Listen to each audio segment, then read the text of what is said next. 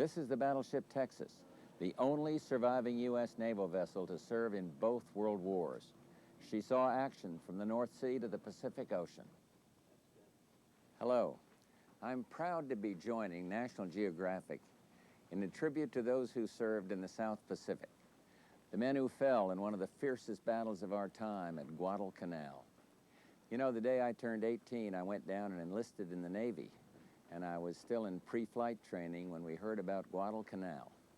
For 6 months, they fought over that tiny South Pacific island, and the losses were enormous. And yet it was one of the defining moments of World War II. I got to the Pacific about 14 months later, and by then the war had begun to turn our way. Still, as a pilot on the aircraft carrier San Jacinto, I can tell you there was plenty of tough fighting left. On September 2nd, 1944, our group was sent out to attack the Japanese radio towers on a little island called Chichijima, about 650 miles from Japan. And in the middle of the bombing run, my plane was hit, and we managed to drop our bombs and get away. But we had to bail out over the water. I was lucky enough to be rescued nearly 3 hours later by one of our submarines. My crew was less fortunate. 5 decades have passed since World War II, and now veterans from both sides, Allied and Japanese, are returning to the South Pacific. They come to honor their fallen friends. And coming with them is Dr. Robert Ballard, the man who found the Titanic and the battleship Bismarck. And with the cooperation of the U.S. Navy, he will be searching for the great ships that went down in those terrible battles. Ballard's bringing state-of-the-art technology. The survivors, well, they're bringing their memories. And yet each comes to retell the same story, the story of the lost fleet of Guadalcanal.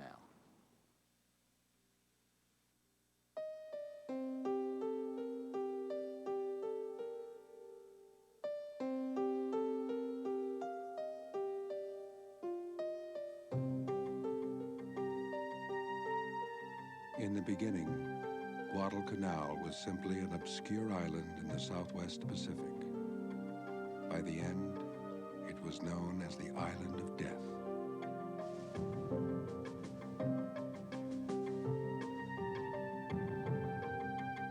In 1942, a world war descended upon Guadalcanal. We didn't know what to expect. We didn't know what was coming, and what was going to follow.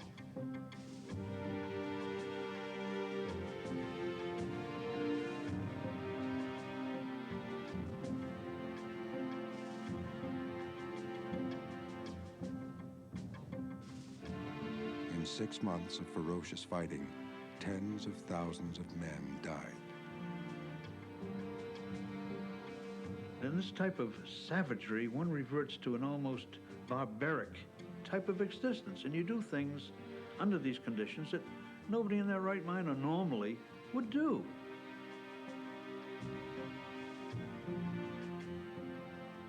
Every man was wounded in spirit, haunted by what he'd seen and felt. I looked at him, he looked at me, and he gave me a smile. And that was it.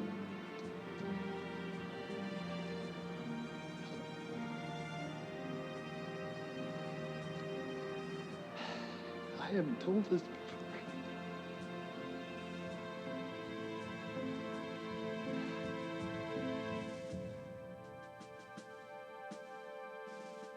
For 50 years, the Battle of Guadalcanal lived on only in memory.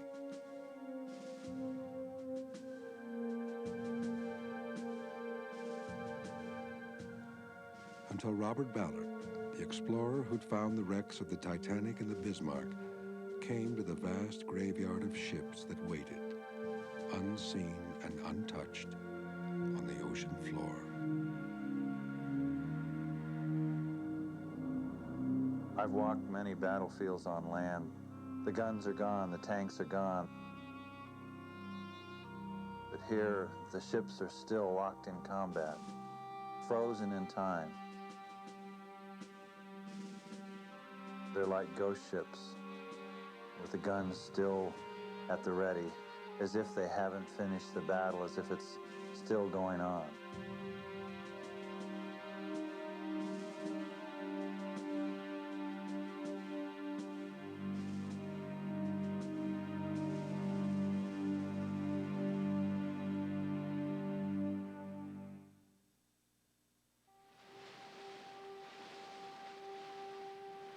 In 1992, Bob Ballard brought the research vessel Laney Choes to Guadalcanal in a joint expedition with the National Geographic Society and the U.S. Navy.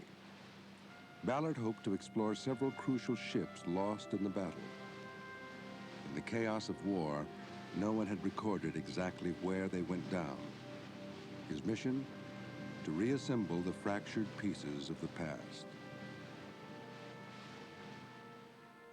Ballard's destination was a remote volcanic island in the Solomons chain of the South Pacific. His target area was the channel north of Guadalcanal, an area now called Iron Bottom Sound.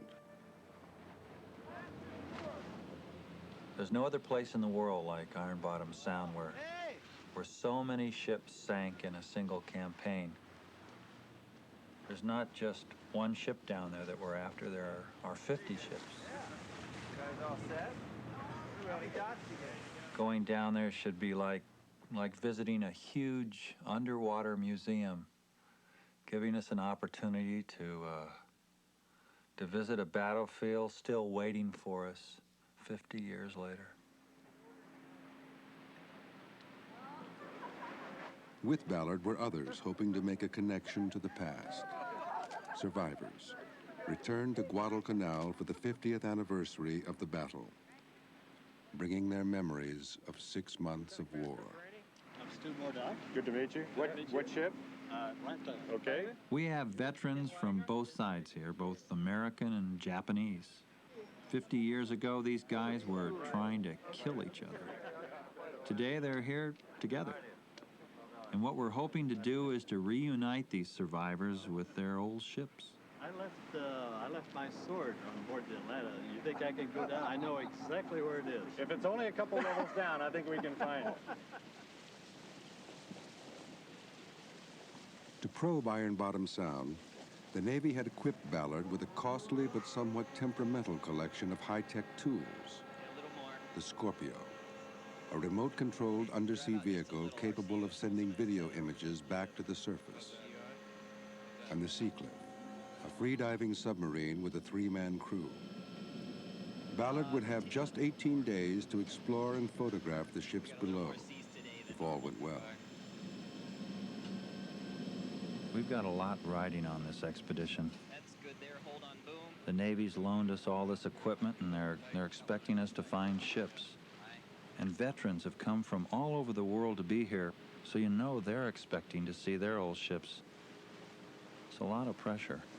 Probably the biggest challenge we've ever had.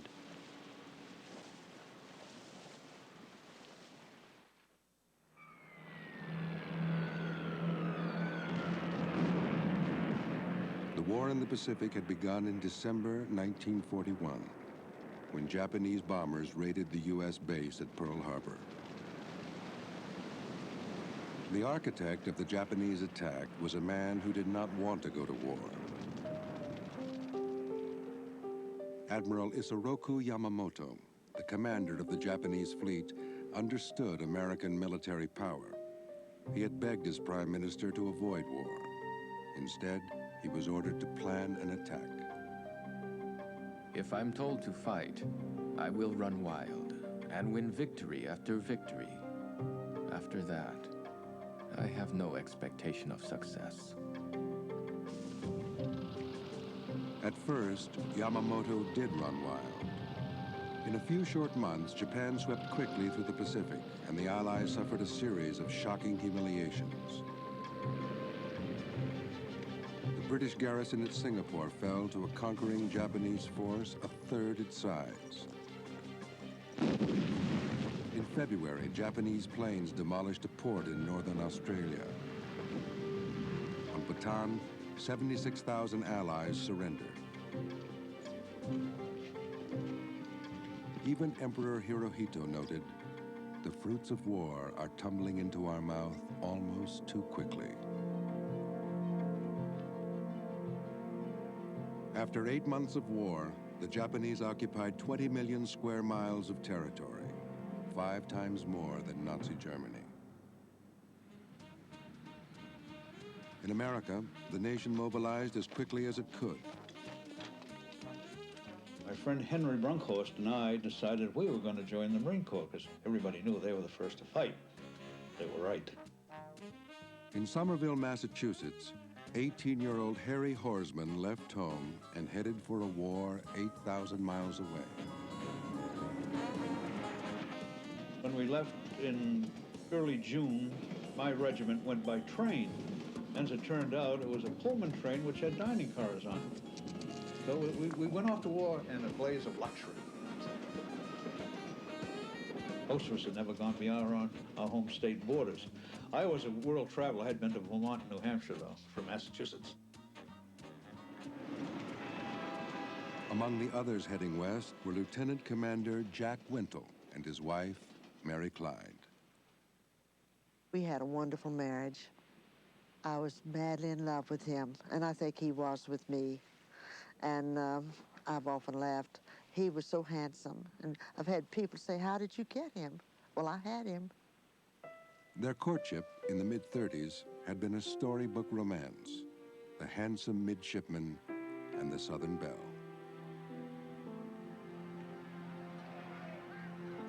Soon after Jack shipped out, Mary Clyde received the first in a long series of letters. Darling, I'll never forget the terrible letdown as I saw you pull away at San Francisco. It can only be erased by seeing you again and enjoying your loveliness by just being near you. You have all my love, now and forever. Jack.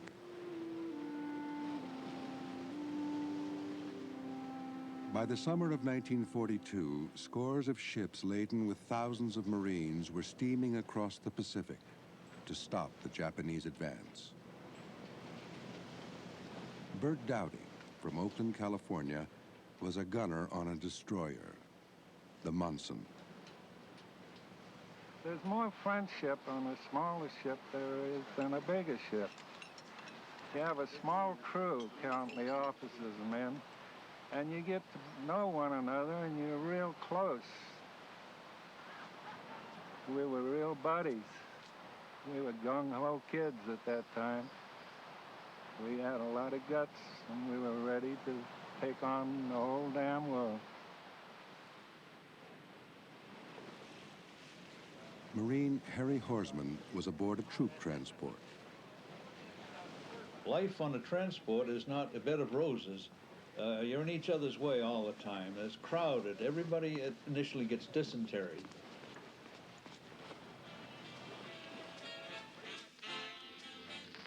Somebody had a record player, but they only had one record apparently, and it was Cherry Bean and the Carnival of Venice. And we heard this all the way across the Pacific, those two songs.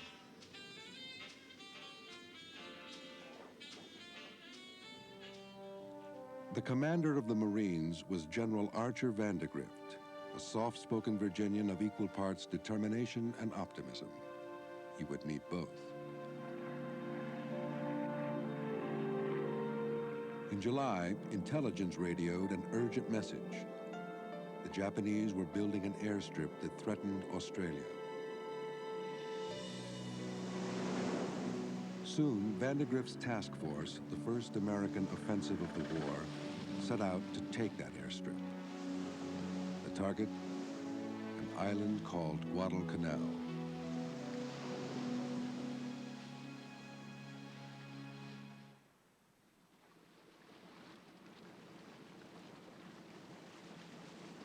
Nearly 50 years later, a very different expedition made Guadalcanal its target. Bob Ballard began his exploration of Iron Bottom Sound with a preliminary survey on a small ship called the Restless M. Now swing it out. Ballard's main tool was a sonar fish, a device that bounced sonar signals off the ocean bottom. With it, Ballard hoped to map the positions of many of the ships lost in Iron Bottom Sound. That's that notch. That river. You'd think it would be easy to find ships in Iron Bottom Sound, but it's not. When the ships were sinking, no one took accurate positions. By nightfall, Atlanta rode to her anchor off Lunga Point. Right. But it was impossible to keep the ship afloat. The Japanese. What was going through their minds? Well, then you read the logs, and they were getting blown up, and fires were burning, and it's really hard to try to figure out where they might have taken their ships, because they're not where they said they were. So where did they go? Something big, with debris all around it. Even the most modern sonar is a very inexact tool.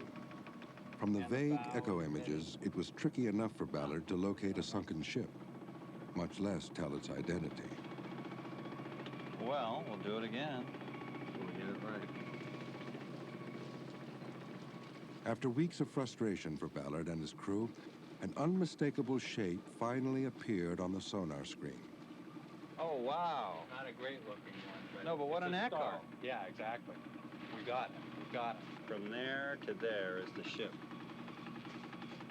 Finally. We got it. What a slog. Gosh, it put up a battle. God, did it ever. It put up a heck of a battle. Now we got to get a good picture of it. By the end of the first expedition, Ballard had found only a few ships, and even their identities were uncertain. The next year, he would still have to search for most of his major targets.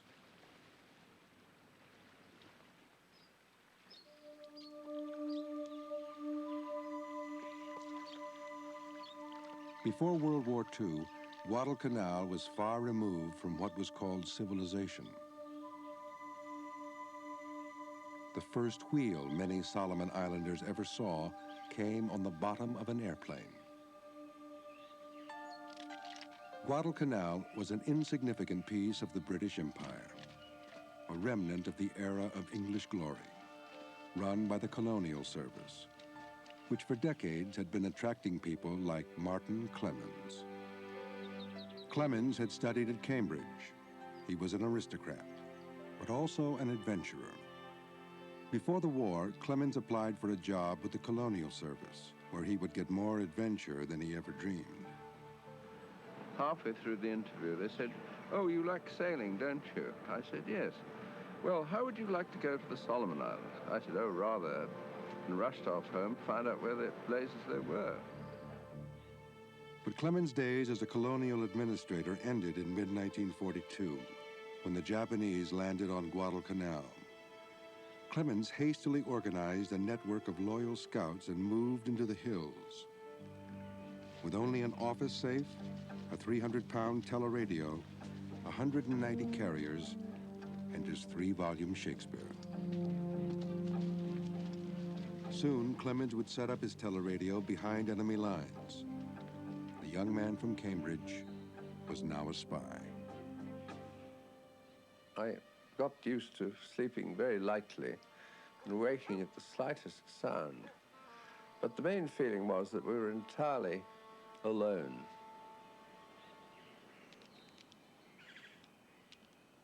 Clemens was isolated in the Guadalcanal jungle. He was one part of a network called the Coast Watchers, men who reported on enemy activities from hideouts in Japanese territory. They soon became the Allied eyes and ears in the Solomons.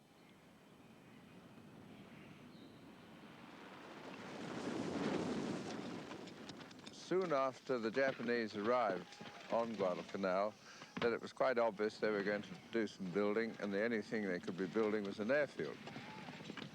I had quite a large squad of scouts keeping a very detailed check on it, and every new hut they put up, we found out what was in it, or every new gun, we worked out what the position was.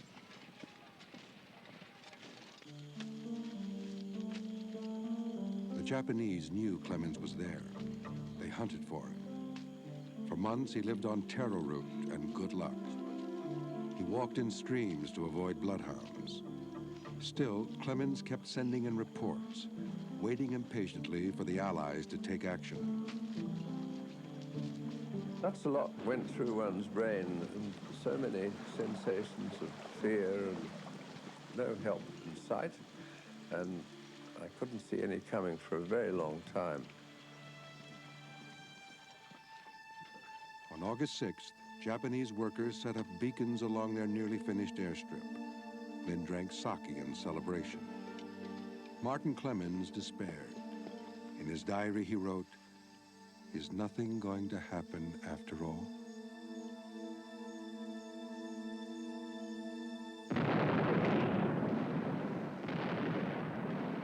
The next morning, August 7th, 1942, Allied ships began shelling the beach at Guadal Canal.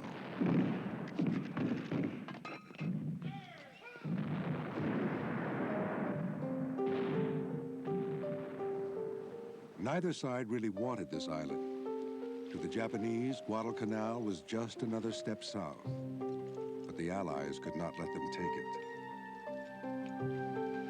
And so Harry Horsman and 11,000 other Marines found themselves heading toward shore to fight a battle that had to be won on an island that didn't really matter.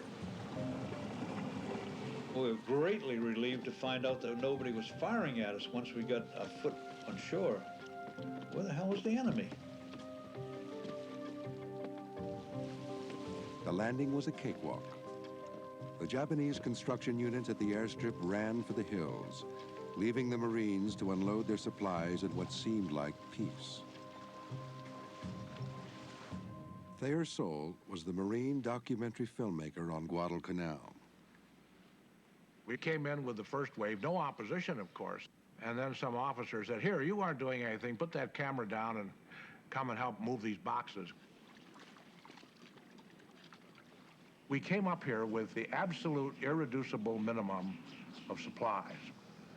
We were desperately in need of food, ammunition, everything else. Fortunately, the naval bombardment had done only superficial damage and scared the Japs out, but they left a whole great big locker full of all kinds of canned goods, tons of rice, of course.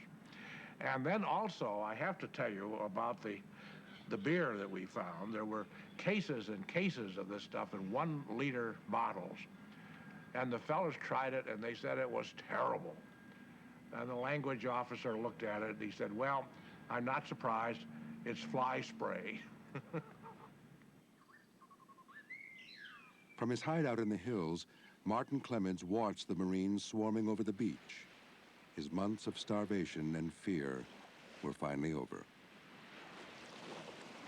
It took me an awful lot of thought to realize that I really had come down and I wasn't stuck in the bush forever. But we then had to face up to the problem of how we managed to contact the Americans. And I said, well, there's only one thing to do, and that's to form up in 2 lines, and we'll fly our Union Jack, and we'll just march down the beach. One morning, a Marine sentry beheld an amazing sight.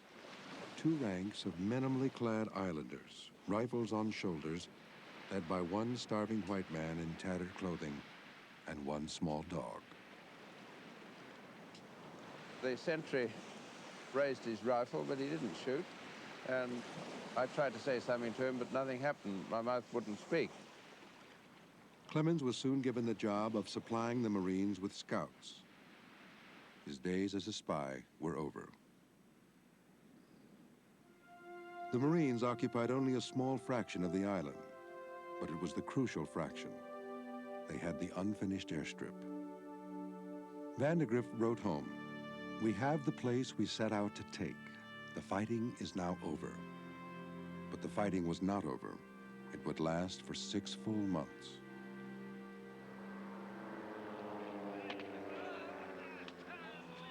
At the Japanese base in Rabaul, 600 miles away, life was not greatly disturbed by the landing. Yamamoto expected to wipe the Marines off the island with one brush of the armored sleeve.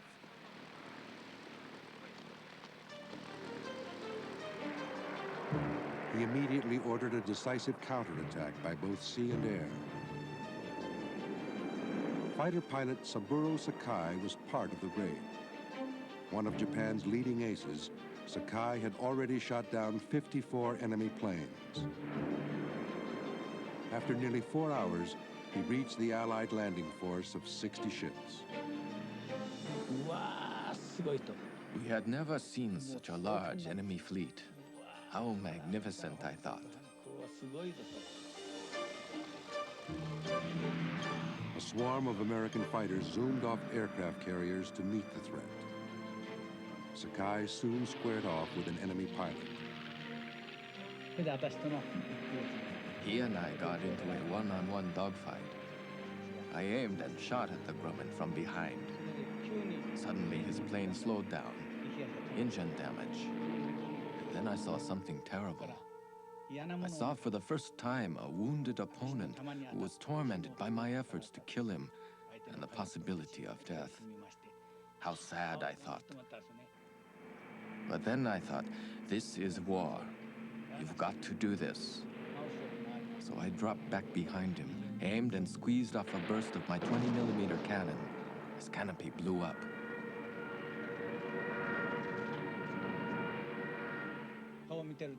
I prayed for this man whose face I had seen so clearly. Sakai next attacked a group of 8 dive bombers.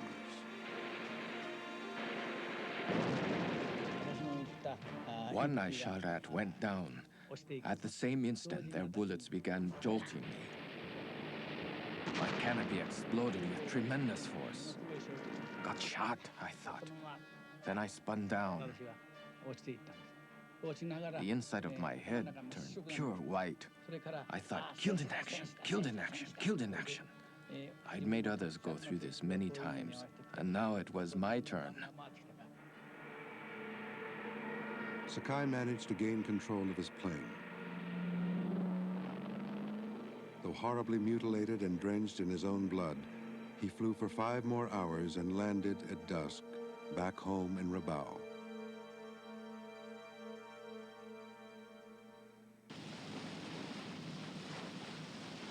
Even as Sakai's squadron limped home, a Japanese striking force was steaming south.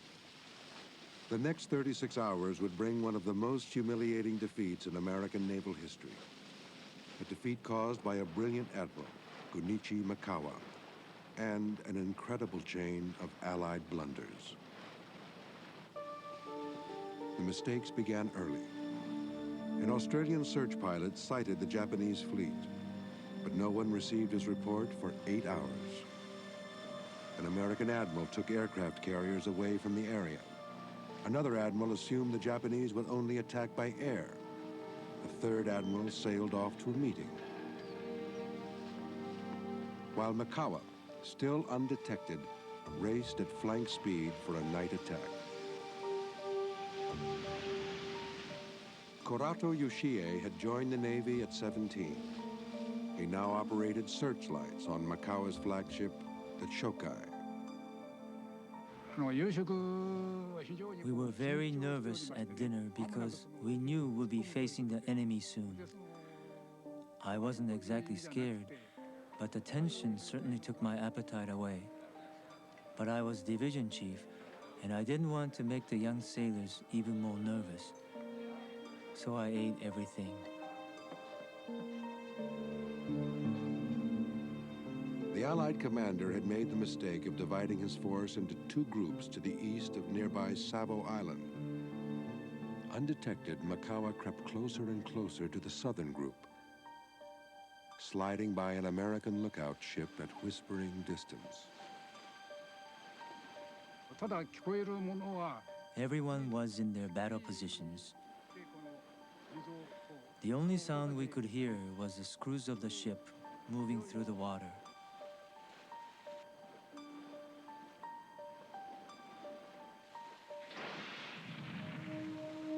At 1:38 a.m., Mikawa began firing torpedoes.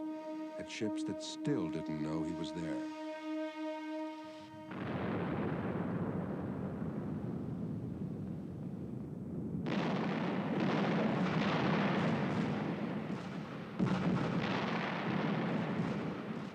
You could see red, yellow, and blue in the sky. Although it was right in the middle of the fighting, I thought, how beautiful.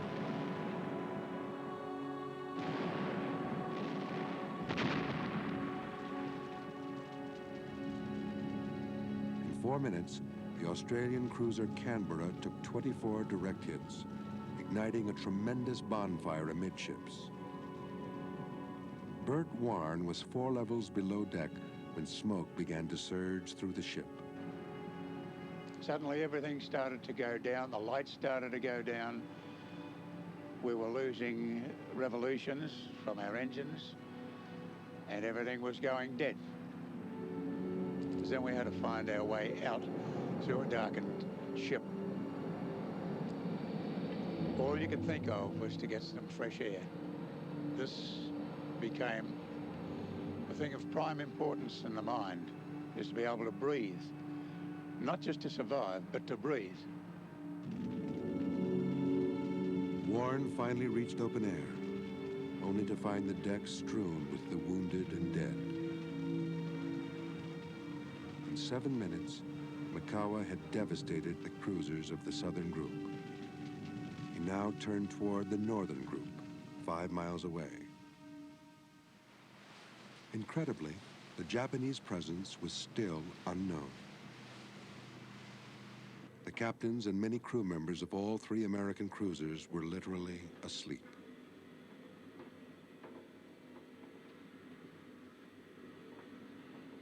Petty Officer Leonard Jocelyn was in his bunk aboard the USS Quincy.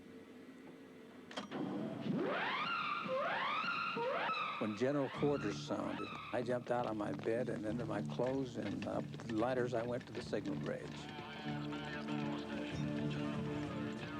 And then a row of shells went right across the bow of our ship. Then a row of shells up through the stern of our ship. We could see them coming, and they were just like red lanterns coming right straight at us, and it seemed to me like it's coming right straight at me.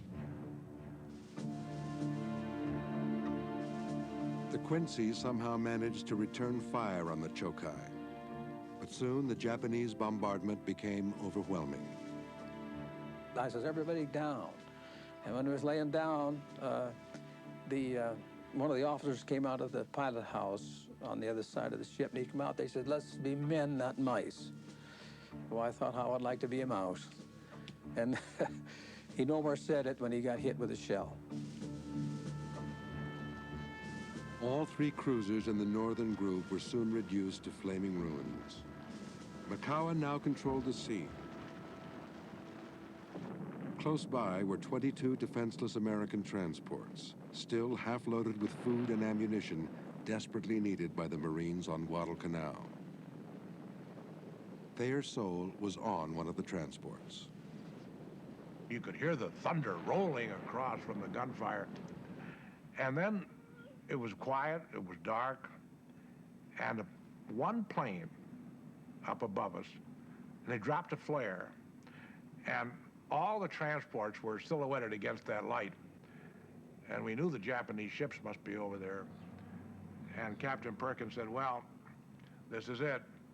Nice to know you fellas, the shells are on the way.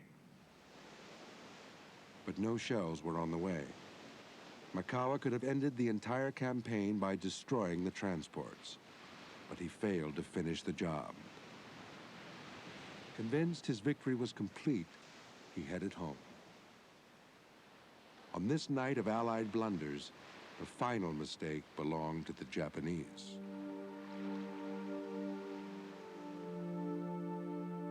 All the same, the Battle of Savo Island was one of the most crushing losses in the history of the U.S. Navy. In less than 40 minutes, Makawa sank 4 of the 5 Allied cruisers, damaged the 5th, and killed over 1,000 Allied sailors.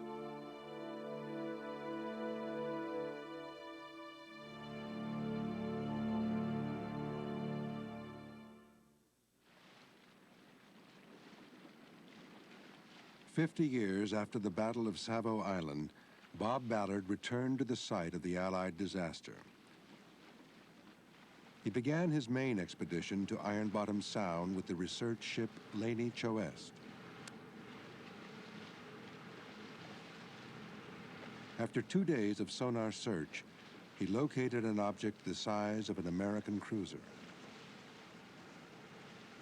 By mid-afternoon, both underwater vessels were ready to go. Ballard and his two-man crew went first in the Navy submarine Seacliff.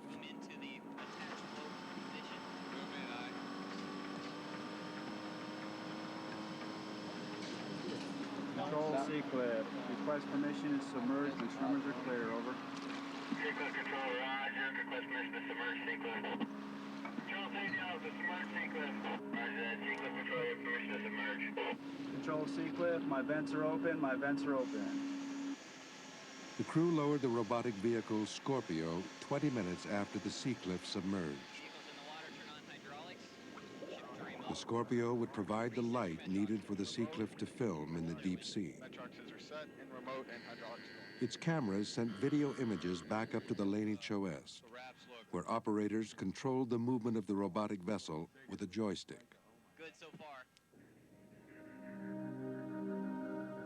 Altitude 370, descent rate is 63. When you dive, you're heading into the unknown.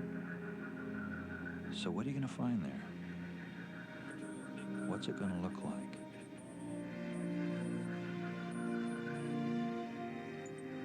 Ballard was searching for the Quincy, the first ship lost in Iron Bottom Sound.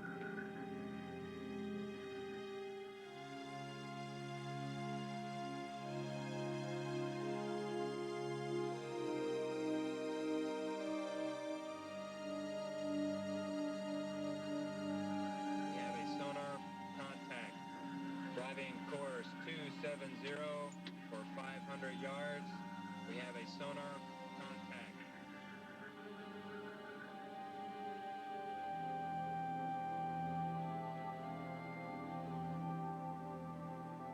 You can sense it when you get close.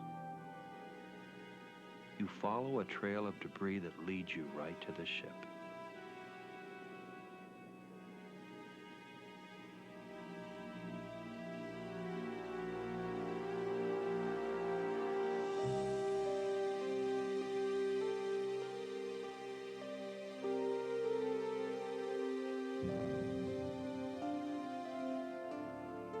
Ballard had found his ship.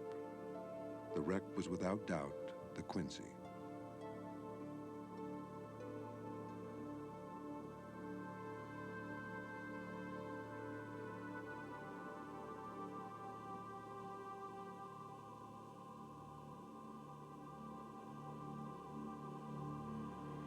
We're coming in on the back of the bridge. Now, if we can just drop down a little, Scorpio's in a good position. So you can see its lights shining in.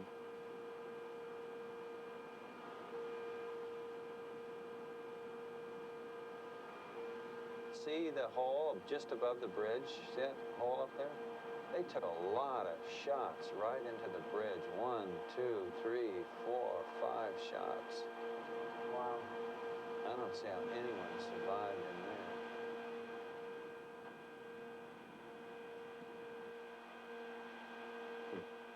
Amazing.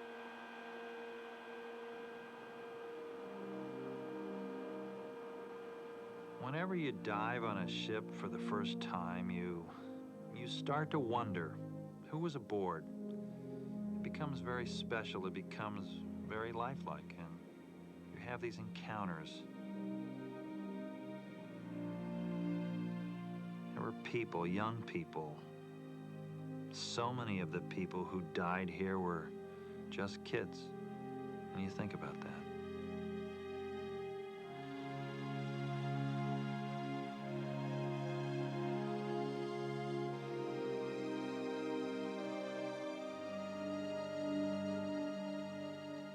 "389 men died on the Quincy.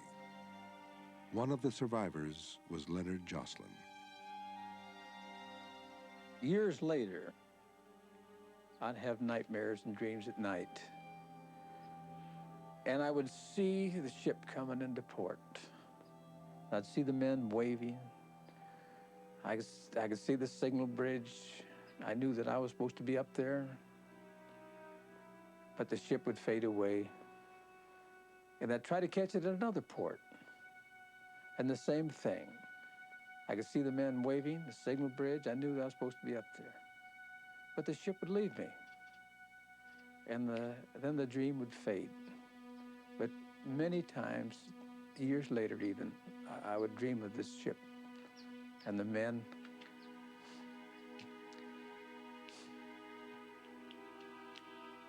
And they're waving at me.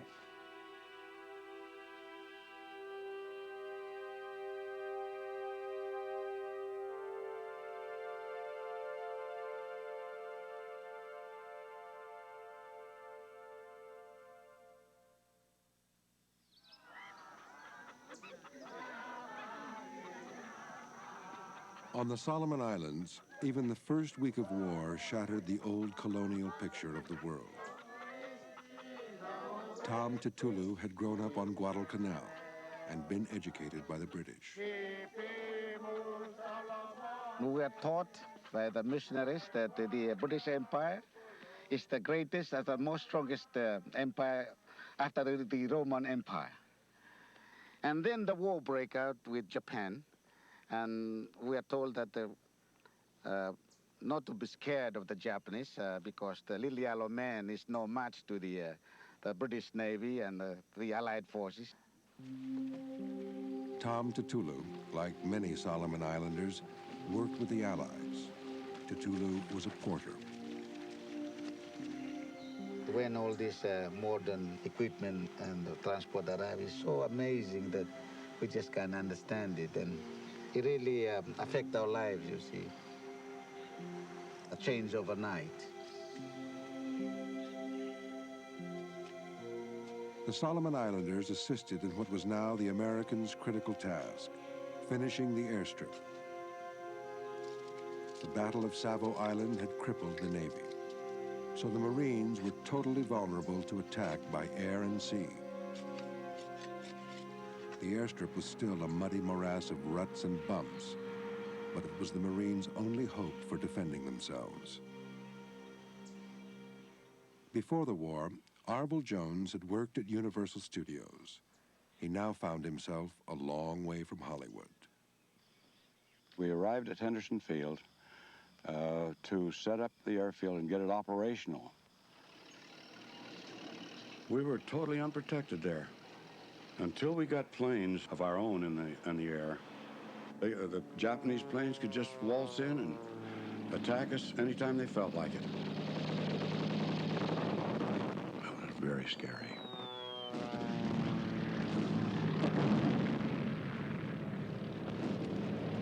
On August 20th, the Americans again spotted planes flying low over the airfield. We thought it was another of those bombings that we've been having and strafing attacks. And we looked up, and here is the ocean blue airplanes of the United States of America. And we started to holler, "They're ours, they're ours." The Americans were not the only ones who valued the airstrip. After crushing the Allied Navy at Savo Island, the Japanese now set out to take back Guadalcanal. 900 crack soldiers landed just east of the airfield. A young sergeant from Hokkaido, Sadanobu Okada, was one of those soldiers. The idea of the United States forces taking away the airfield that Japan had built, that was really humiliating. The leader of the Japanese force was Colonel Kiyoano Ichiki. Ichiki was a tough and tested commander. He was also supremely confident. But he had reason to be confident. Japanese soldiers had overwhelmed the Allies in every previous battle. I think the Ichiki unit was the most elite unit in the entire Japanese army. We The uninitiated into battle, you might say we were like Hollywood High School. We were going up against the Los Angeles Raiders. On August 20th, Harry Horsman and the other Marines dug in on the bank of a sluggish river they called the Tenaroo. The Marines didn't have long to wait. Ichiki did not scout American positions, and he did not try to avoid them. We just naturally assumed that we could break the enemy line if we charged in a night assault.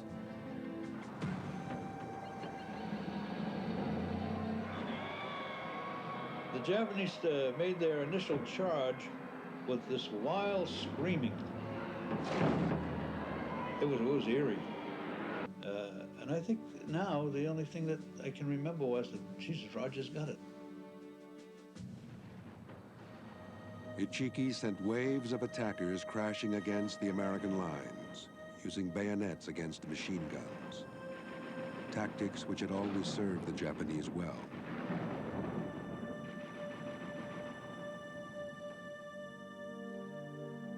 When daylight came, the sight before us was almost unbelievable. There were hundreds of mangled bodies over there. And we took, I suppose, great satisfaction in our work. Ichiki's elite detachment had been annihilated. Ichiki hurried back to camp in shame. He tore his regiment's flag to tatters, burned the scraps, and committed harakiri. Of course, I'd never seen enemy dead before. Most of the people there hadn't, and it was a shattering experience. And I remember thinking at the time how fortunate we were that we weren't there, lying dead. We took very, very, very few prisoners. Several of those who were tried to be taken prisoner killed themselves right there on the spot. Some took shots at their rescuers, if you want to call us rescuers, at that time.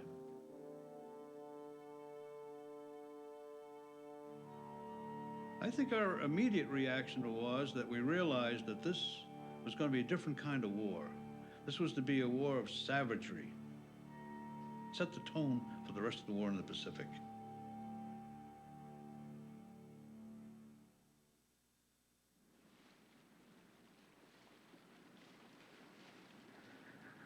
By day 6 of the expedition, Ballard had found 5 ships.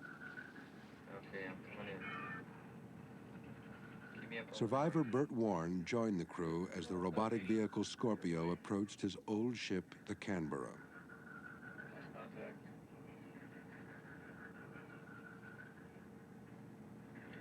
What we got there? That's the bow. That's the bow. All right. Okay. It's really something to see the look on the face of a veteran when he finally sees his ship again. It's like a window into time. The first time I saw Canberra was from Botanical Gardens in Sydney. She was white. She looked a white lady. She just looked beautiful.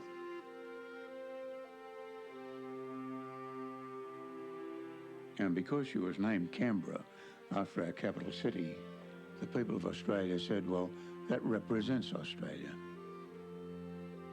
They had a particular affection for the ship. And not only that, they had a good bunch of sailors on board. And when they got ashore, they didn't create a great deal of trouble.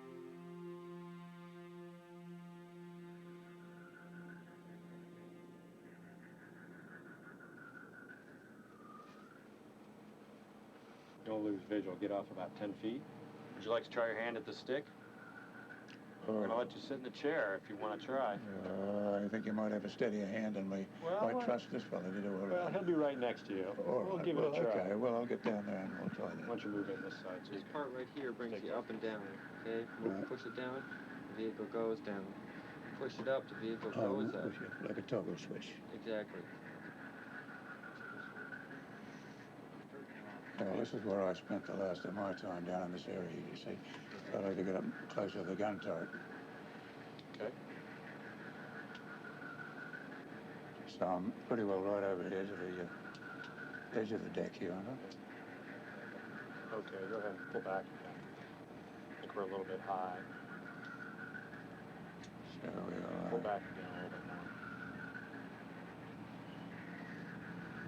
watching the ship through the screens of what it looks like now.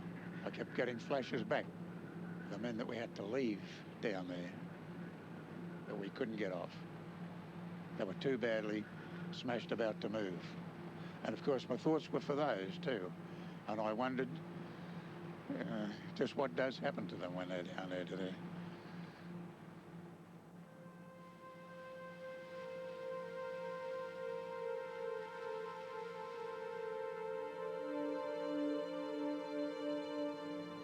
Yeah, I had some mixed thoughts when I saw Canberra. Now to see it, she looked pretty nice with a blue background and green weed and little white and yellow groups of coral.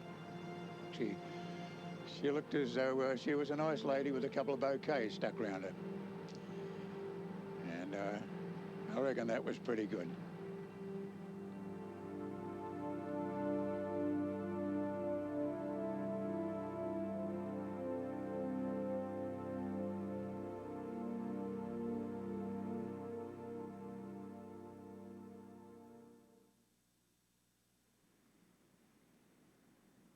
In September 1942, Jack Wintel's letters from the South Pacific began to reach Mary Clyde and their children back home in Louisiana. I was lonely when he went away. Naturally, I was for him. And we didn't know how long it was going to be.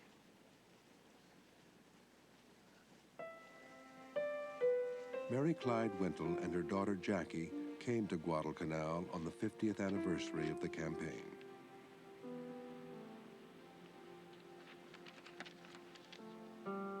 Wish I could see you, Jackie, and Judy for a little while.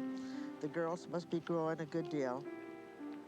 One thing that has impressed me so terribly much is... One thing that has impressed me so terribly much is the extremely small value of material things compared with the greater things, such as a chance to live. Your picture almost speaks to me. The only difficulty is that you're so far away that I can't touch you. I reach for you 1,000 times a day. Why are we tortured so?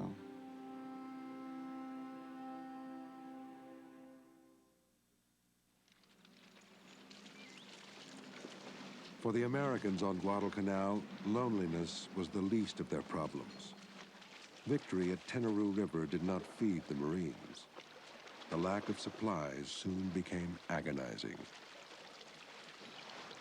Rations were short, supplies were short, everything was short, except the rain, except the bugs, except the malaria that made its appearance, dysentery. You were fighting these elements as well as the enemy. It was a total hellhole. We lived in squalor, absolute squalor. We slept in our little pup tents, floorless pup tents, on our back in the mud. Breakfast was thin gruel, and the other meal was rice.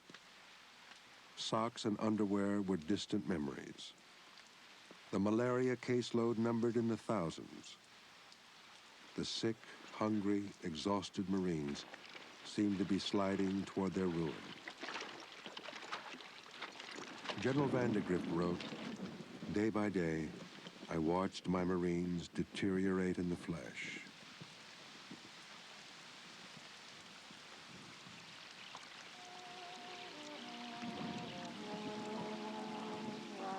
One night, some of the first broadcasts of Tokyo Rose came on the radio, and she played the latest beautiful music of Glenn Miller and Tommy Dorsey. Hello, you fighting orphans of the Pacific. This is all request night. And I've got a... She'd say, "Don't you wish you were in the arms of your lover in Griffith Park tonight?" She'd say sweet things to us, you know, and then she'd get very dramatic, and she'd say, "You Marines, you 5th Marines on the Mintanaka'u, we know right where you are, and tomorrow you'll be dead." For the Marines, Surrounded on their small corner of the island, there was nothing to do but wait for the day when the enemy would come. We didn't know what to expect. We didn't know what was coming, and what was going to follow.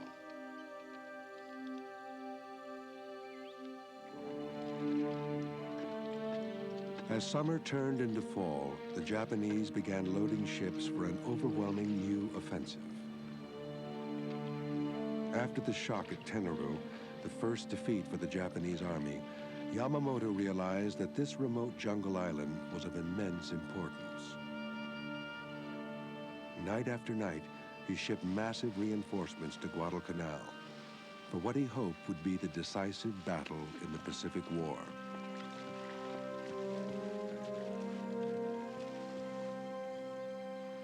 Even as the Japanese massed on the island, General Vandegrift received a message from his commanding officer. It said, the Navy, fearful of losing more ships, could no longer support the Marines on Guadalcanal. The Marines were on their own. And a handwritten note accompanied the official one. If worst came to worst, Vandegrift was authorized to surrender.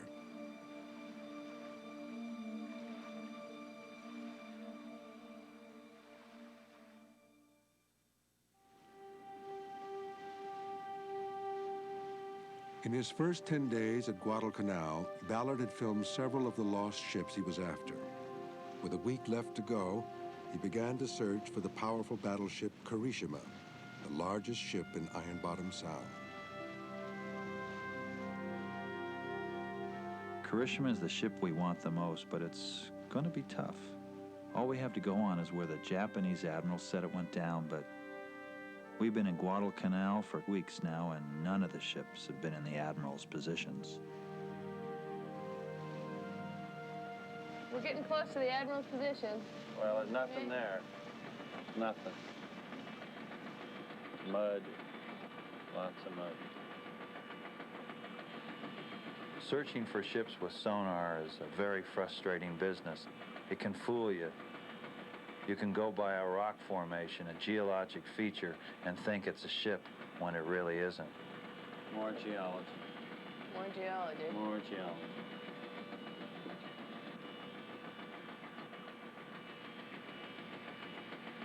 Yeah, we got something. Probably more geology. Something. That's it. Well, but it's got to be Look a at it. big It's something. going. Look at that. What's its length? Thanks. 150 meters. It's bigger than a It's destroyer. still going, man. It's big. 170 meters. 170 meters. 170 meters. That's it. All right. Hey, we got it. All right, we got it. go tell people we got it. We got it? We Yeah, got we got it. it. Look at it. Oh, my God.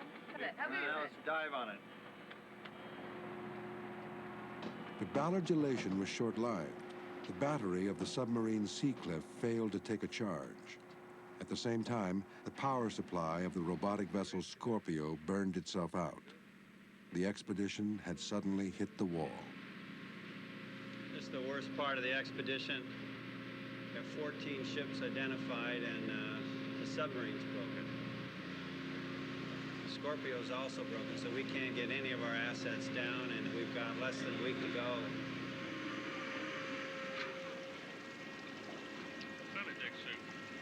This transformer shot. You don't have another one. No, we don't have any spares on board.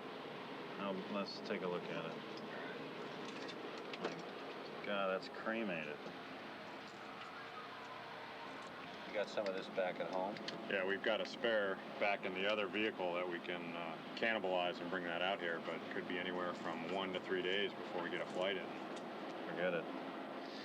Okay, this is serious stuff. We just find the battleship and now we can't film it. Right.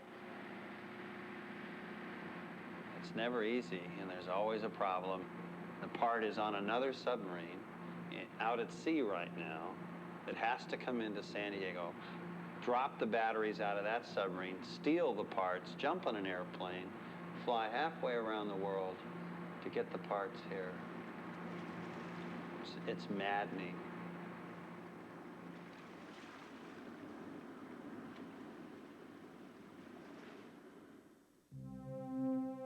50 years earlier, the Marines on Guadalcanal faced impending disaster. They controlled only a shallow arc of land on a large island. The Japanese ruled the sea, cutting off Allied supplies. But the Americans had one trump card, the pockmarked rutted track called Henderson Field. Whoever held Henderson Field held the key to victory. The airfield was called an unsinkable aircraft carrier, until the night that Admiral Yamamoto's battleships tried to sink it.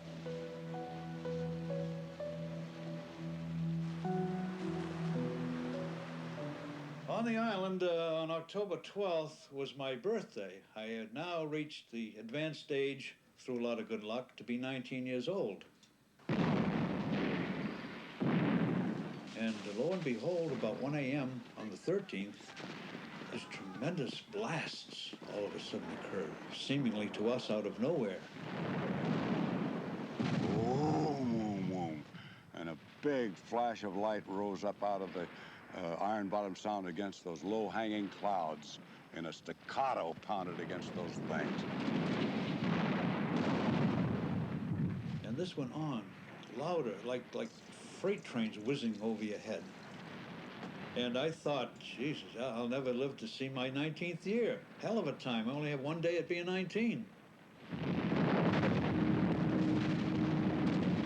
General Vandergrift wrote, "Until someone has experienced shelling, he cannot easily grasp the sensation of helplessness, fear, and shock. A man comes close to himself at such times."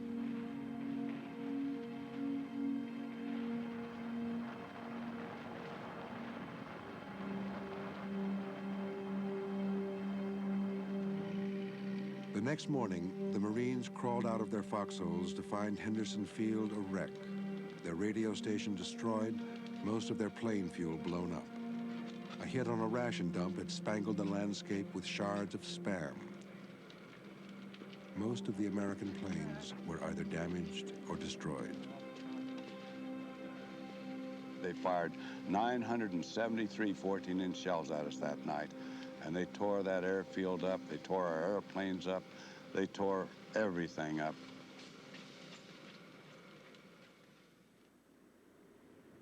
With American planes disabled, the Japanese were free to land troops for a new offensive. The next day, the Marines woke to a humiliating spectacle. A huge task force calmly unloading soldiers in plain view of the Americans. The Japanese are landing men, equipment, artillery, of which we could do nothing about. We were powerless at this point. And we were given gunny sacks, which we were told had the last of the rations you're going to be issued and the last of the ammunition. It wasn't too good a future at that point.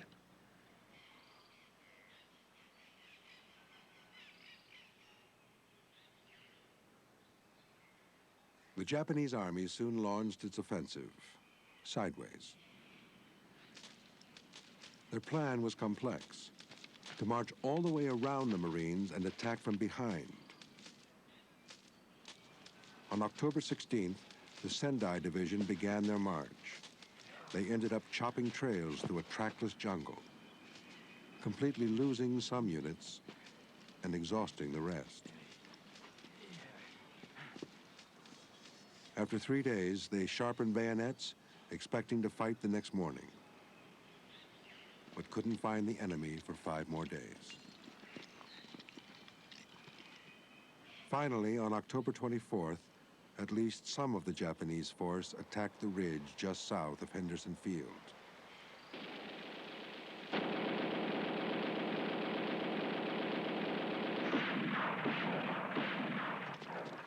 The Japanese outnumbered the Marines by 3 to 1. But they charged straight at fortified positions. These dubious tactics seemed to work. After days of furious fighting, the Japanese took the crest of a ridge west of the airfield. On October 25th, they radioed, "Banzai." right-wing captured airfield. The report was premature. Marine artillery blasted the Japanese off the ridge. The Americans surged forward, and the battle was over. 2,200 Japanese lost their lives. American deaths numbered just 84.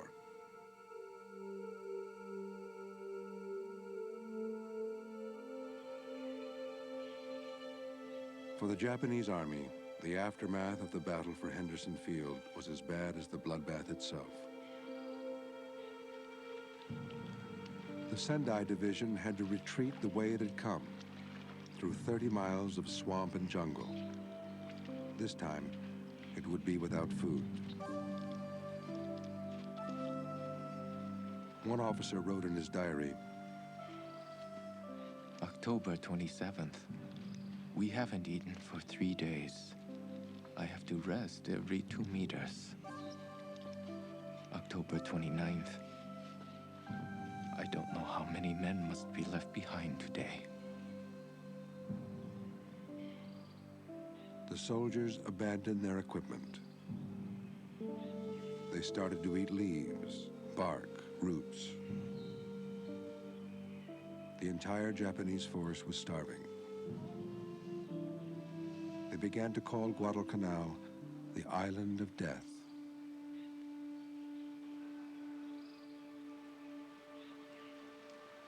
I wonder how long this will last. It makes me feel like a little bird in the rain.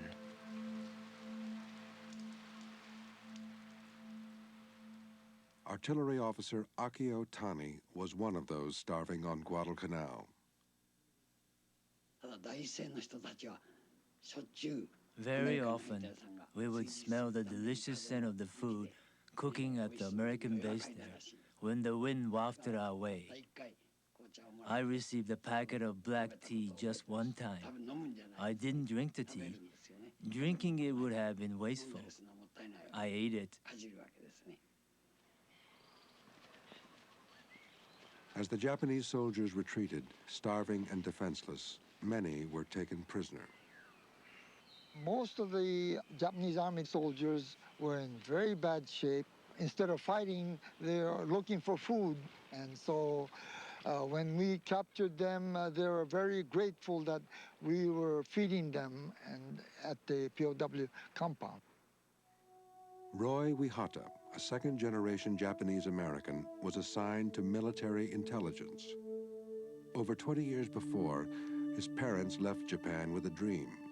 They came to America to find a better life. After Pearl Harbor, they lost their farm. They lost everything but an album of photos. Roy's family was sent to an internment camp in Arizona, while Roy was in Guadalcanal fighting for his country.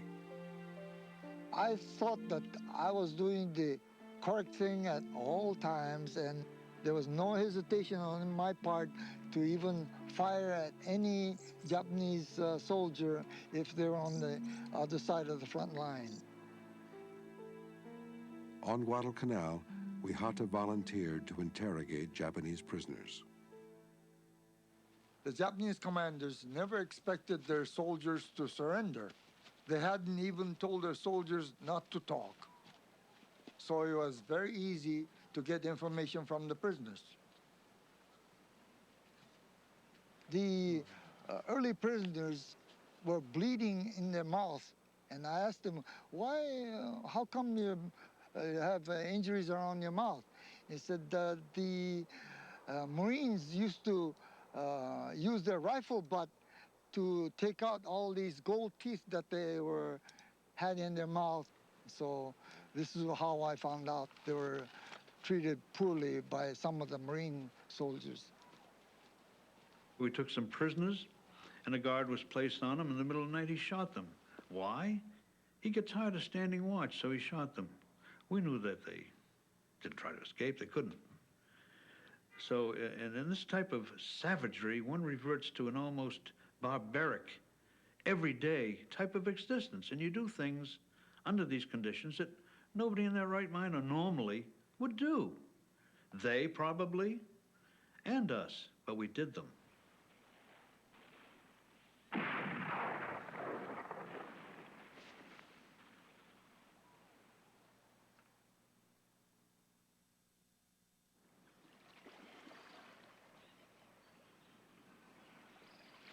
The island of quiet villages, after only a few months of war, had become almost unrecognizable to Tom Tutulu and the other Solomon Islanders. When we went to war with the Allies as a porter or as a spy or as a scout, we just don't understand what it's all about. This an American war, it's a Japanese war maybe, but it's not a Somaliland war, you see. But as they landed on our shores, then we're caught in it. And of course, we think that we're helping the Allies without realizing what it's all about.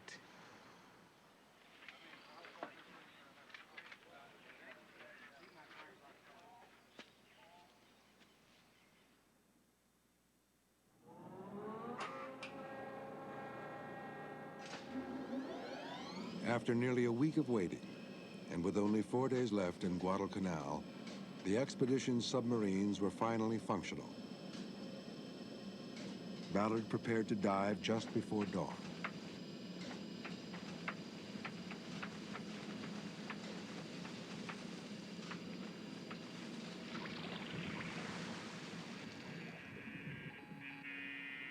Surface control, this is Seacliff, Delta 2.5, over. As we dive, we try to occupy ourselves with our equipment, checking our sensors, 456, descent rate is 50. making sure we're on course. No target on the sonar. But what you're really thinking about is what we're going to see when we finally get down there. But as Seacliff neared the ocean bottom, Ballard suddenly noticed something very disturbing on his carbon dioxide indicator. CO2 is going up. Yep, it's going up.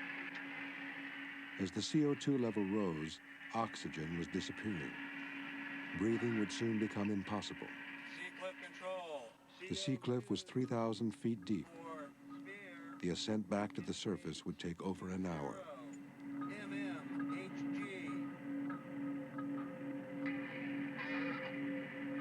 A backup meter confirmed the danger. Control Seacliff. CO2 continues to rise. Request permission to terminate. Over.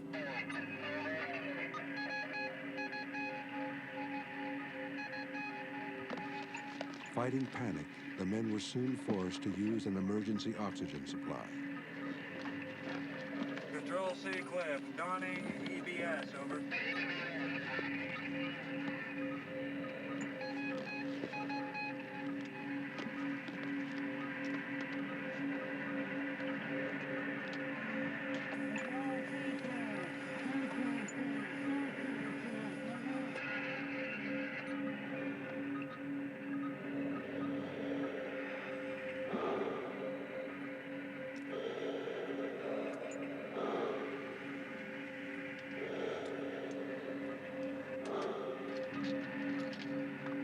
Control Seacliff.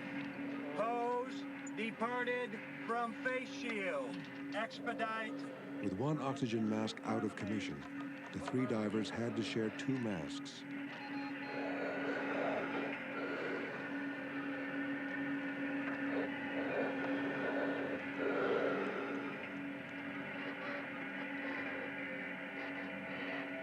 With agonizing slowness, the Seacliff rose toward the surface.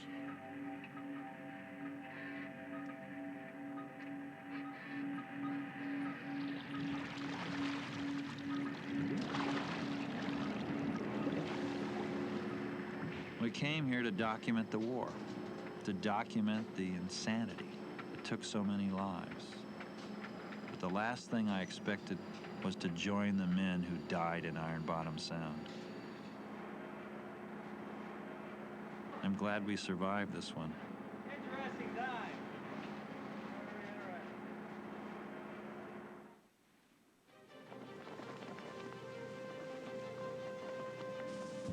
In November 1942, the majestic battleship Kirishima led a powerful fleet of 61 ships toward Guadalcanal.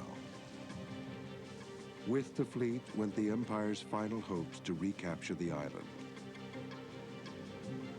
Their plan called for the fleet to bombard Henderson Field. 11 troop transports would then land 7,000 fresh soldiers on the island.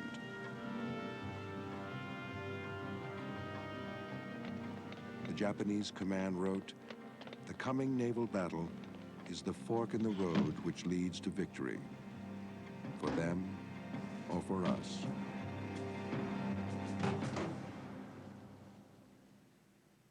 Mishiharu Shinya from Tokyo had enlisted only because every young man in Japan had to.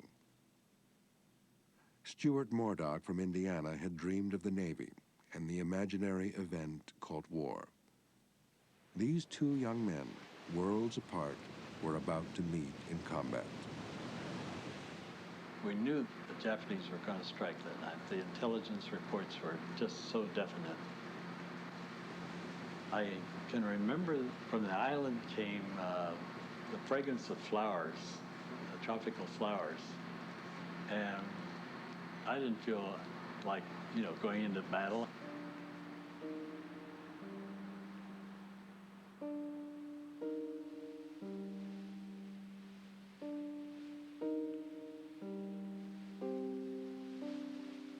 An innovation called radar gave the Allies the advantage of surprise, in theory. But the American commander did not trust the newfangled instrument. He knew where the Japanese ships were, but he didn't fire. He didn't fire for 8 long minutes. Ships that could hit targets 12 miles away came within 5 miles, then 2 miles, then 1. And then less.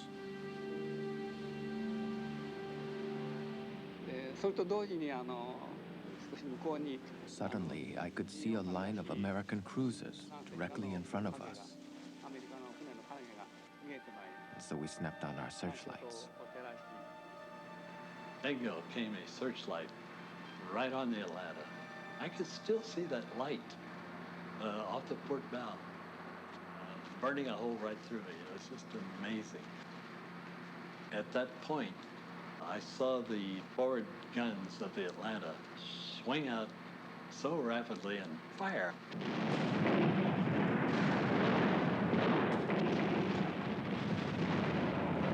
In minutes, 13 American and 14 Japanese ships were all firing, almost at random. One of the men doing the firing was Bert Dowdy on the Monson. We were really shooting at anything that moved. I believe we hit our ships, our own ships. Japanese done the same. We hit the Japanese, they hit us. It was just one hell of a brawl. The two formations dissolved into chaos. Opposing ships came so close that sailors shot at each other with machine guns. Murdoch's Atlanta was smashed by 2 full battery salvos from another American ship. Every man on the bridge, including Murdoch, was hit. I saw Admiral Scott coming toward me, and I saw him take his last step. Boom. And that was it for him. He was killed right there. Shinya's Akatsuki attracted an avalanche of fire from 5 enemy ships, including the crippled Atlanta. Every part of the ship became unstable. It started to quiver and shake. Then the ship began to sink, and we all had to jump into the sea.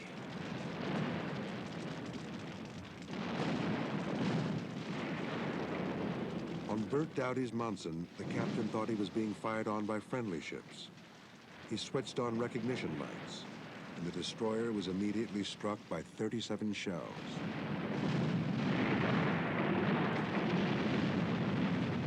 It was just one hell of a bang, and that was it. I got hit, and I just went out. I lay there unconscious all night long. I didn't get off the ship. Only a few miles away, Stuart Murdoch was trapped on the bridge of the Atlanta. Shells kept exploding all around him. Murdoch, in panic, vaulted over the bridge rail, a 20-foot drop to the deck. Down I went. And I hit, I'm pretty certain, a bunch of dead bodies on that gun emplacement, because I heard the noise of their, their lungs, whatever, if it's a shattering kind of feeling right that moment that I'd done that.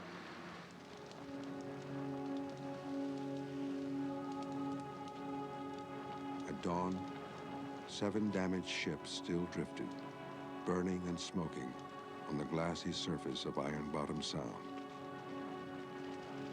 One of them was the Monson, where Bert Dowdy was still unconscious, pieces of shrapnel lodged in his skull, and his ship sinking beneath him. His help came in the end from sharks. 3 of Dowdy's friends made it off the ship, but the sharks were so terrifying, they finally paddled back to the sinking destroyer. They happened to see somebody move. It was me. And they said, well, for crying out, it's Buddy Bert. They called me Buddy Bert. And I was alive. While Dowdy's buddies got him off the ship, Japanese survivors floated on the surface of Iron Bottom Sound. One of them was Mishiharu Shinya. Many hours passed, and the sea and sky gradually became light. Looking toward the east, I saw a small American boat coming slowly toward me. They tried to rescue me, but I blurted out in English, "No thanks." Still, you're not really free when you're treading water in the ocean, so eventually I gave up. For us, being captured was extremely shameful, much worse than dying. By afternoon, boats ferried the wounded Americans, including Stuart Murdoch, to land. I remember being with the others there, and there was one seaman on a stretcher right by me. Very seriously, wouldn't you could tell. And I looked at him, he looked at me, and he gave me a smile. And that was it.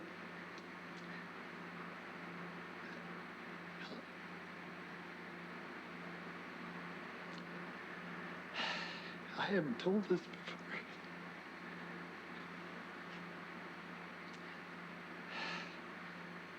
And I'll always remember that smile.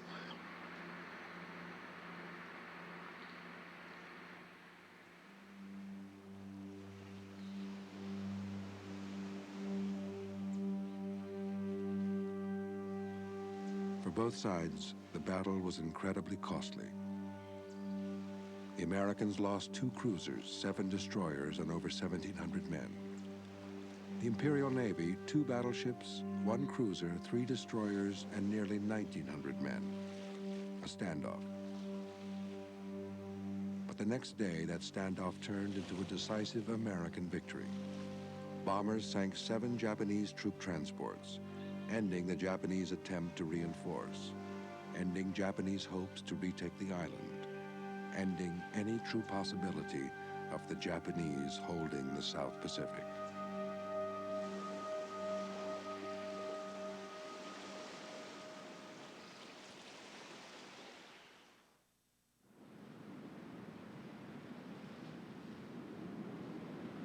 50 years after the decisive battle, men who had fought each other met again on the Leni Choest.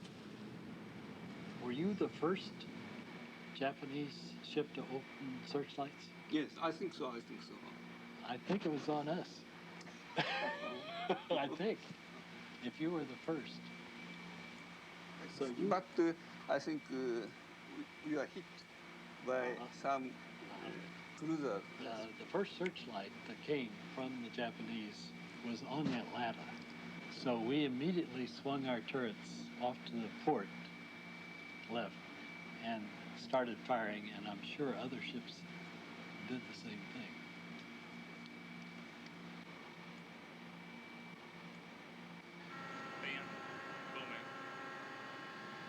With 3 days to go in the expedition, Ballard's crew lowered the Scorpio. The two veterans watched from the Leni Choest, hoping for the chance to get a glimpse of their old ships. Boom into the attached float position. Boom in. Oh, there it goes, huh?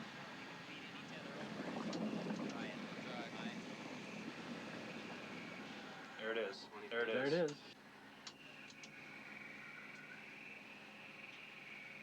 Drive on back in. Boy, that was startling, wasn't it? Well, it just comes right on you. There's your ship. There it is. Boom.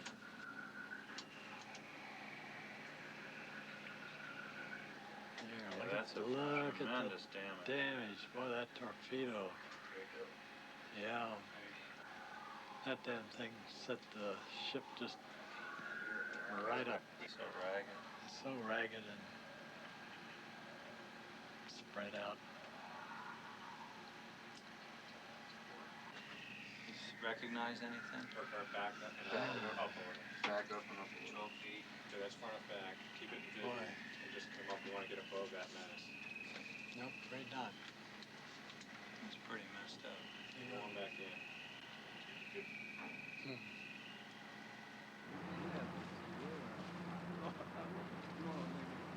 The ship floated on the spot where the two men had fought, reviving their memories of war. In a war, you don't think personal. You think there's something out there, and you don't care what it is, and you just shoot, and you don't think about what's happening, do you? Yeah. Because at the time I was still a young man, so Right, me I too. cannot do any good. I couldn't look too far either. Yeah. Oh, maybe it's the leg, you know. Yes. Yeah. Ballard and Shinya reviewed video images of a destroyer they hoped was Shinya's Akatsuki, but identification proved to be a bewildering puzzle. The destroyers Akatsuki and Ayanami were virtually identical, This is on the stern. and both ships had been sunk in the same battle. One of the few distinguishing features had been the name of the ship painted on the hull.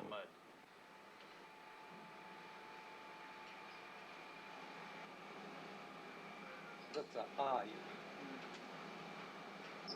yeah, R. That's an A? Just looks Just one. R, you know, R.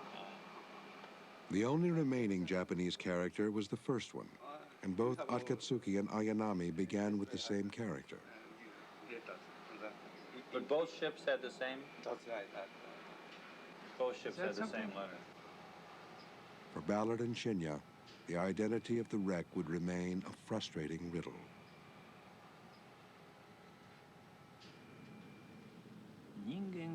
I've come to think that the spectacle of human beings killing each other is without equal. The devil in us makes us enjoy watching it, but no one can make us enjoy having it done to us. I kept saying I was on borrowed time. Really, it's a feeling that I have a legacy. I just have a feeling, am I a worthy survivor? How can I live my life so that it's worthy of what happened?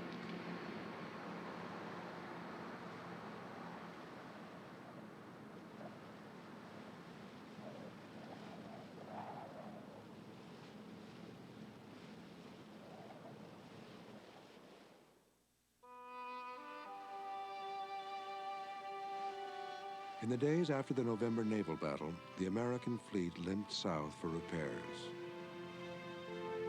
Mary Clyde Wintle began to hope that her husband Jack would soon get shore leave in San Francisco. Darling, the day will soon be here when I'll be able to come back home for quite a spell. By mid-November, Mary Clyde was waiting expectantly for news. When that Western Union fella came up on the doorstep, I thought it was my cue to come to San Francisco. And when I went to the door, the man said, "Lady, this is a death message."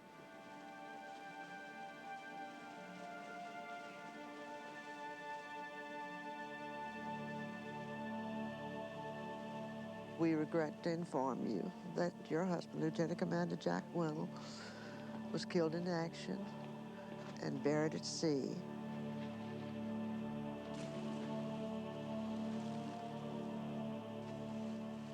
I thought that he would be untouchable. He was good, that nothing would happen to him. But, you know, you mature, you grow up. You realize that life's not that way. For weeks after his death, Jack's letters kept coming. Darling, the moon has been beautiful of late. Hope you've seen it. I've looked at it and longed for you. Think of you all day and until I fall asleep. Then I dream of you. Wish I could call you on the telephone tonight just to tell you how much I love you.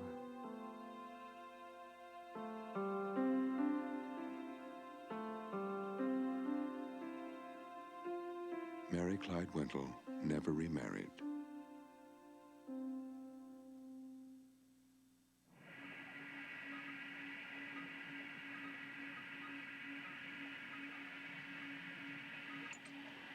Sea cliff control on the bottom, depth 3055. Can you give us a range and bearing to the target, over? Only 36 hours before the end of the expedition, Bob Ballard tried one last time to explore the Kirishima.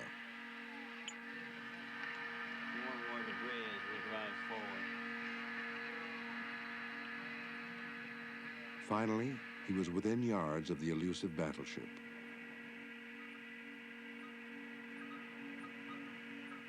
In the days when it was just built, the Kirishima was the pride and joy of the Japanese fleet. And for 20 years, when people thought of the Imperial Navy, it's her they thought of. Now, she's come to this. Oh my God, look at that. This one's upside down. 800 feet of upside down battleship. Amazing. I've never seen a ship in the deep sea upside down. They always right themselves. Bismarck righted itself. Titanic righted itself. Normally they roll back coming on the way down. This one didn't roll. It must have been that superstructure, you know, it could have acted like a keel.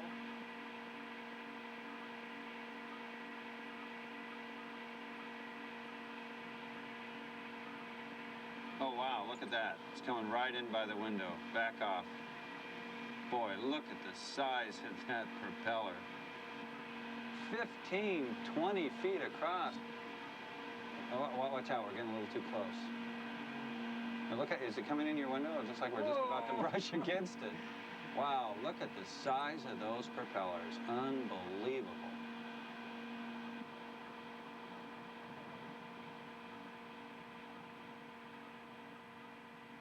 Kirishima was the last Japanese ship to sink in the November naval battle. And when she went down, the hopes of an entire country went down with her.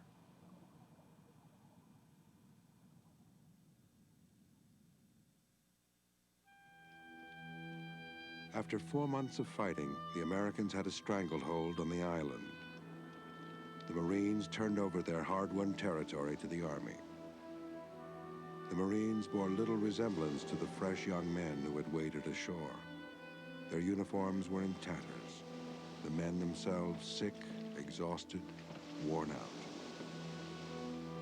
The shock of that leaving Guadalcanal numbed us, and there was no jumping or joy, and nobody with any hilarity. I couldn't believe that reaction when I look back on it, and we just shuffled to load into the Higgins boat and leave this place.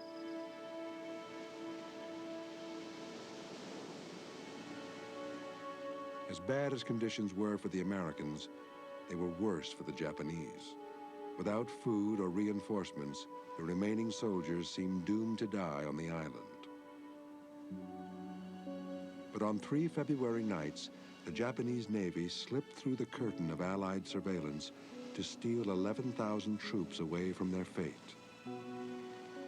The last act of the campaign, like so much before it, was a mix of courage, blunder, and simple luck.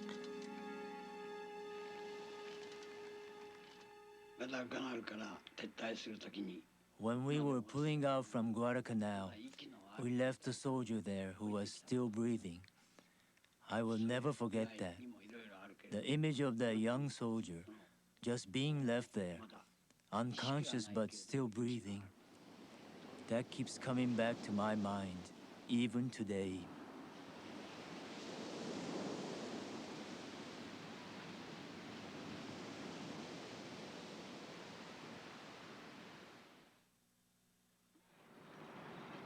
For the Marines, after months on the front lines, the next stop was Melbourne.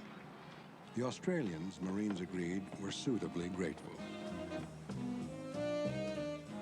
The people of Australia were marvelous. Marvelous. Everybody had an adopted family, it seemed, and certainly had girlfriends.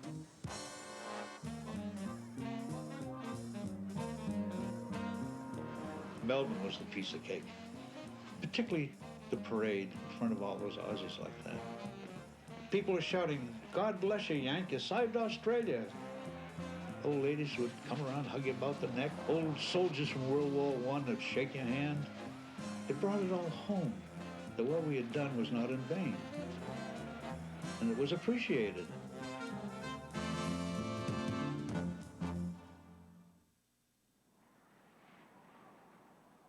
In a few months, the name Guadalcanal had gone from obscurity to legend. The campaign turned the war around in a literal sense. Before Guadalcanal, the Japanese always advanced. After Guadalcanal, they were always in retreat. The road now led only one way, toward Japan.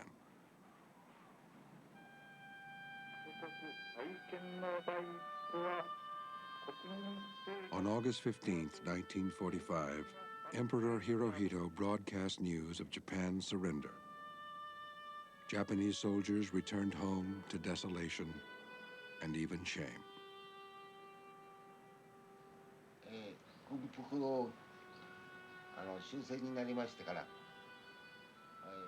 After the war, we were supposed to stop wearing the military uniform, but we had no other clothes, so we just ripped off the insignia and kept wearing the uniform. As long as I was wearing it, I still felt I was a soldier. But there was nothing much to do there. I spent every day in an absent-minded state. From August, when the war ended, until February, I didn't do any work. I just stayed at home.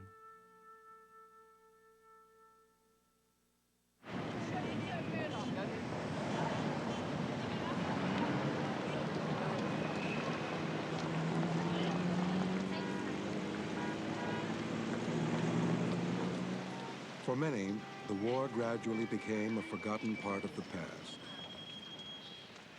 But for Sadanobu Okada, who had faced Harry Horseman at the Battle of Tenaru River, there could be no forgetting. Hi. Mr. Horseman. Mr. Okada. Konnichiwa. Over the years, the two enemies had begun to exchange letters. The letters eventually numbered in the hundreds. And in 1992, they finally met in Tokyo.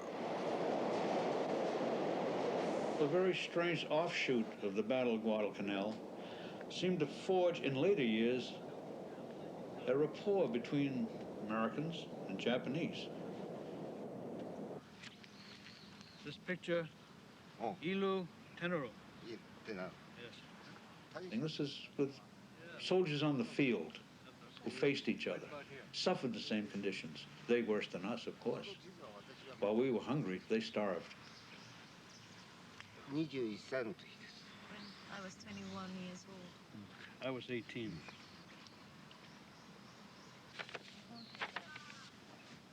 Horsman had brought relics taken from dead Japanese soldiers on Guadalcanal. He hoped that Okada would be able to recognize signatures from the doomed Ichiki detachment, and the memorabilia could be returned to the families of the dead.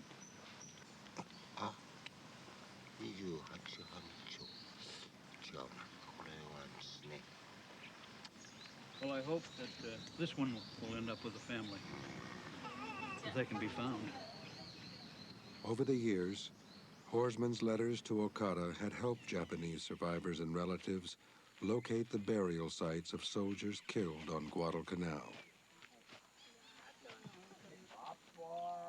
The Japanese came to perform a Buddhist rite over the remains of the dead.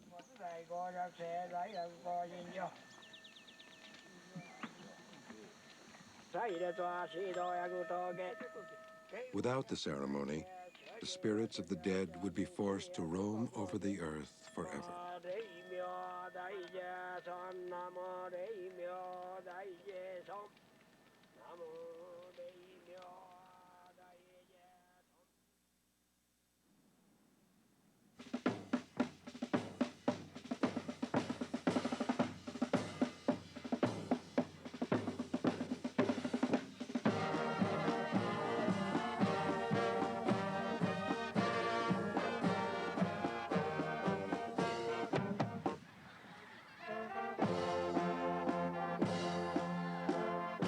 On the 50th anniversary of the campaign, the now independent nation of the Solomon Islands honored the men who had served in the war.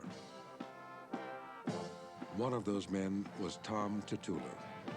The very moment I'm waiting for has now arrived. I've received a Solomon Island medal.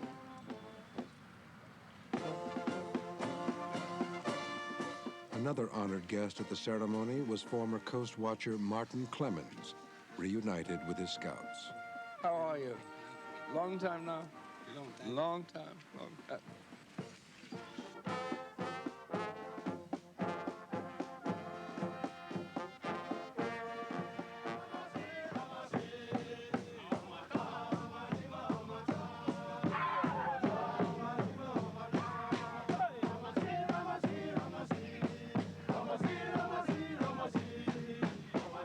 For better or worse, the Second World War brought the Solomon Islanders into the civilized world.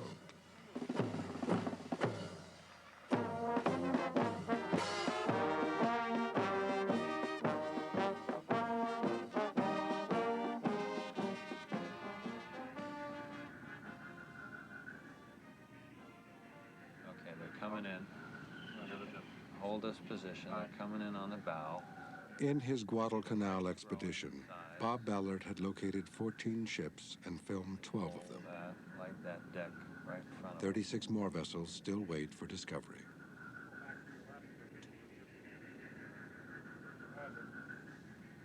At journey's end, Ballard laid down a plaque to honor those who died in Iron Bottom Sound.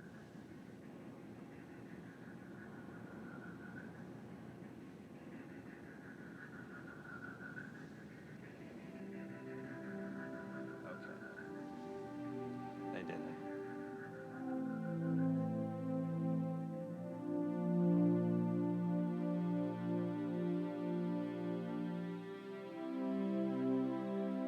In a way, you think it's a little strange, putting a plaque thousands of feet deep in the ocean. Who's going to see it after all? maybe this is the right place for it because this is their gravesite. This is where they died. This is where they'll always be.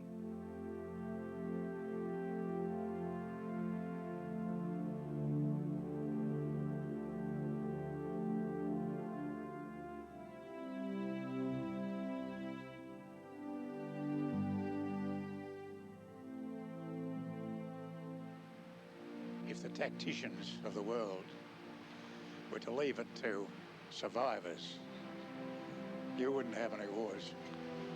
You wouldn't have any.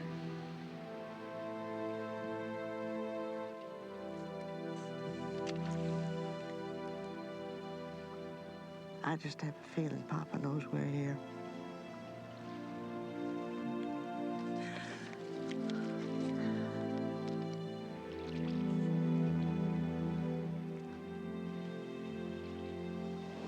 Well, sitting here, and I look out there, I can just picture those fellows out there. And as I'm telling my story here, they're just saying to me, I know they are. Tell it like it is, Bert. Really tell it like it is. So I'm trying my best, fellas.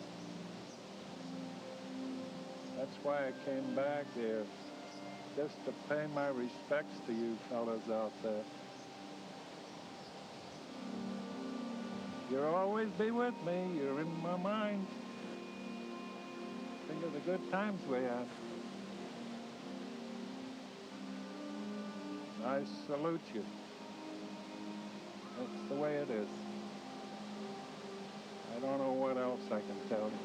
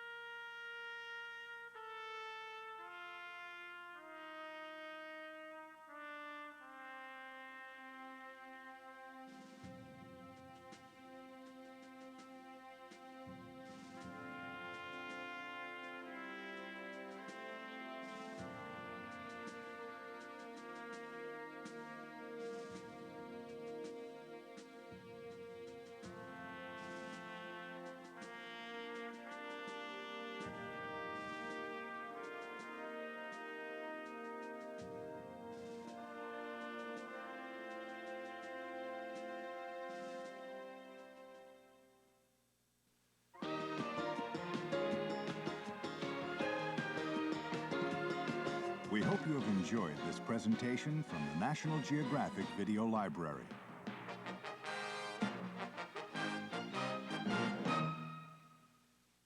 For 2 years, Australian filmmakers Holden and Carruthers lived in the outback.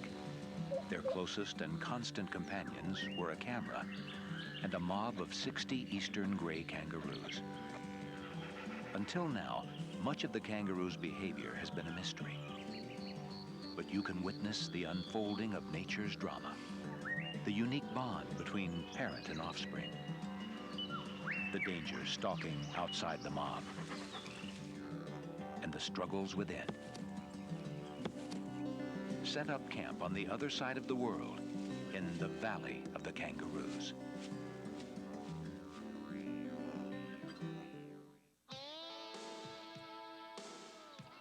Think you have what it takes to brave Alaska, where an average winter day could be 50 below zero, and your closest neighbor could be 50 miles away, where the mail only comes 3 times a year, but there are more recipes for moose than you can count.